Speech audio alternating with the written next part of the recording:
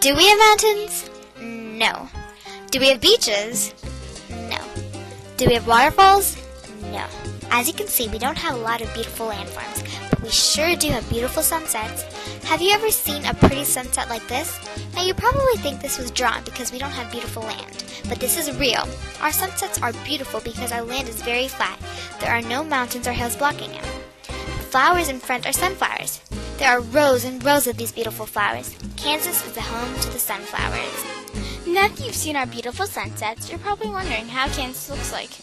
This is a picture of Kansas taken from an airplane. As you can see, it's as flat as a pancake. Now remember, not all Kansas is orange, and we don't have much lakes or ponds either. We're just grass. Now you're probably thinking, grass? Boring. Well, it can be very pretty, and don't think we all live on farms and we're all cowboys. Stay tuned and you'll see a picture of one of our fabulous cities. Probably think Kansas is all about farming and that we are all cowboys and cowgirls who always say howdy, y'all. So here we are in Kansas City. It's like most cities, lots and lots of lights, and there are lots of groovy hip places to be in Kansas City. Now don't get me wrong, we aren't any New York City or Chicago. Trust me, it would take years to become New York City or Chicago.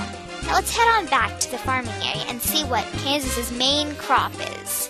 One of our major crops in Kansas is wheat. People say we feed the world with bread, so who brought wheat to Kansas? The Mennonites did in the year 1874. They came from Ukraine. We have the perfect weather and landscape to grow wheat. And if you remember, most of our land's flat.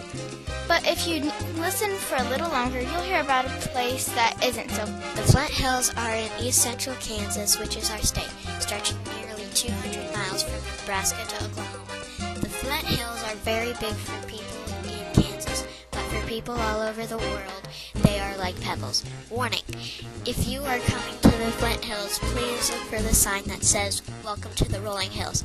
Otherwise, you will never find them. You must come to the Flint Hills because the grass is always greener on the other side of the hill. The Flint Hills are mostly used for cattle grazing. Few people live there, but we live in